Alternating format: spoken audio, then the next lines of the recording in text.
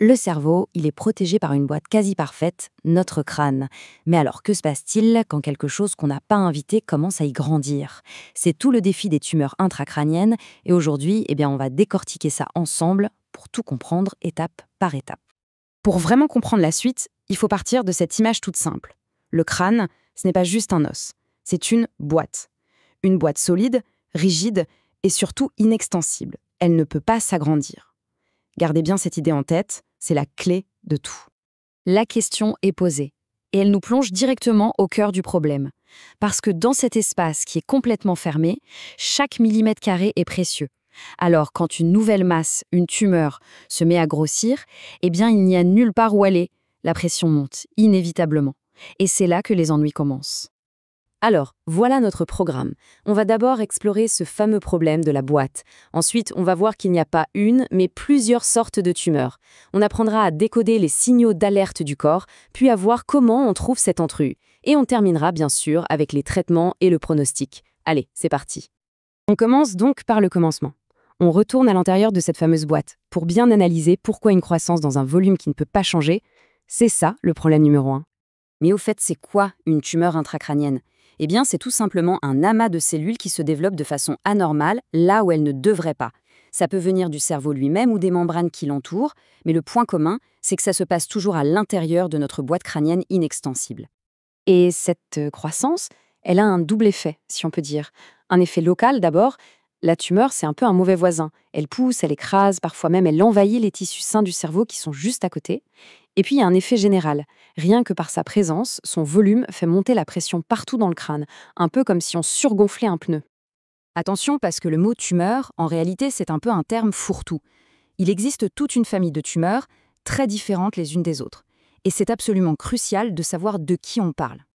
La toute première grande distinction à faire, c'est celle-ci.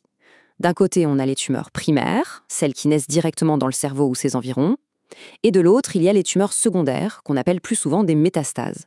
Là, c'est différent, ce sont des cellules cancéreuses qui viennent d'ailleurs dans le corps, d'un poumon ou d'un rein par exemple, et qui ont voyagé jusqu'au cerveau. Et celles-là, elles sont malheureusement assez fréquentes, surtout avec l'âge. Pour y voir un peu plus clair, regardons ce tableau. Il y a par exemple les gliomes, qui naissent des cellules qui soutiennent les neurones. On trouve aussi les méningiomes qui poussent sur les enveloppes du cerveau et qui sont souvent bénins, heureusement. Il y a bien sûr les métastases dont on vient de parler, ou encore les schwannomes qui se développent sur la gaine des nerfs. Bref, une vraie diversité. Et l'autre point essentiel, c'est l'adresse. Où est-ce que la tumeur se trouve ? On fait une grande différence entre le haut du cerveau, ce qu'on appelle le supratentoriel, qui est plus souvent touché chez les adultes, et le bas du cerveau, le cervelet, le tronc cérébral, où les tumeurs sont plus fréquentes chez les enfants. Bon, maintenant qu'on a cet intrus dans la boîte, comment est-ce que le corps réagit ? Comment est-ce qu'il tire la sonnette d'alarme ? C'est le moment de parler des symptômes. L'histoire se déroule souvent en 2 temps. Au début, on a des symptômes qui sont très locaux. Ils dépendent vraiment de la zone du cerveau qui est touchée.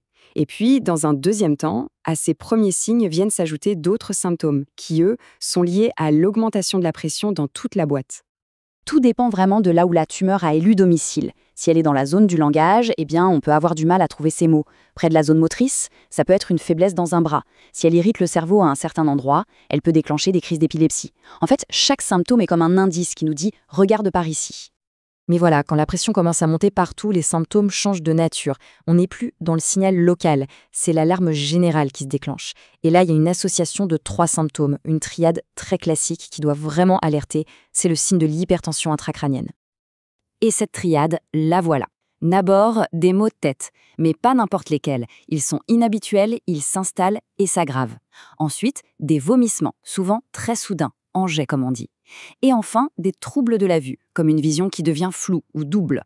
Chacun de ces signes est une conséquence directe de cette pression qui est devenue trop forte dans le crâne.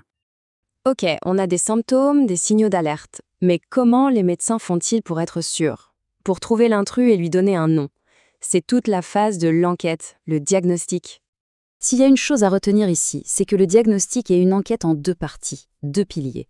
D'un côté, l'imagerie, pour voir ce qui se passe, et de l'autre, l'histologie, pour savoir précisément ce que c'est, en analysant les cellules.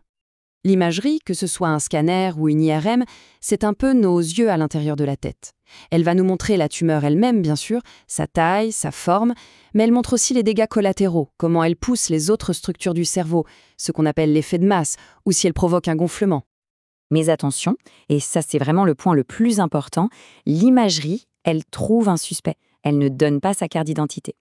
Pour avoir le fin mot de l'histoire, il faut aller voir les cellules de plus près. Et ça, c'est le rôle de la biopsie et de l'analyse au microscope, l'histologie. C'est elle, et elle seule, qui donne le diagnostic définitif. Le diagnostic est posé. L'intrus a un nom. Et maintenant, on passe à la dernière étape, la réponse. Quels sont les traitements et de quoi dépend l'avenir? Face à une tumeur, il n'y a pas une seule solution magique, mais toute une boîte à outils. La chirurgie, bien sûr, pour retirer la masse si c'est possible. La radiothérapie et la chimiothérapie pour s'attaquer aux cellules malignes. Et il ne faut surtout pas oublier les traitements des symptômes. Des médicaments pour faire baisser la pression, pour contrôler les crises. Tout ça, ça permet d'améliorer la qualité de vie et c'est fondamental. Alors, de quoi dépend l'avenir, le pronostic? Eh bien, il y a 3 facteurs qui ressortent plus que les autres. D'abord, la nature même de la tumeur. Est-elle bénigne ou maligne? Ça, c'est l'histologie qui nous le dit. Ensuite, son emplacement. Une tumeur facile d'accès sera évidemment plus simple à traiter qu'une tumeur cachée au plus profond du cerveau. Et enfin, le timing. Arriver tôt change radicalement la donne. Et on termine sur une note très importante, une note d'espoir. Pour beaucoup de tumeurs bénignes, la guérison est tout à fait possible. La condition, c'est un diagnostic précoce et une chirurgie qui permet de tout enlever. C'est un message essentiel. Tout ceci nous laisse avec une dernière réflexion, une question fondamentale. Si le fait de diagnostiquer tôt est si crucial, alors la vraie question est comment peut-on, collectivement et individuellement, devenir meilleur pour écouter ces tout premiers signaux d'alerte, ces signes parfois très discrets que notre corps nous envoie.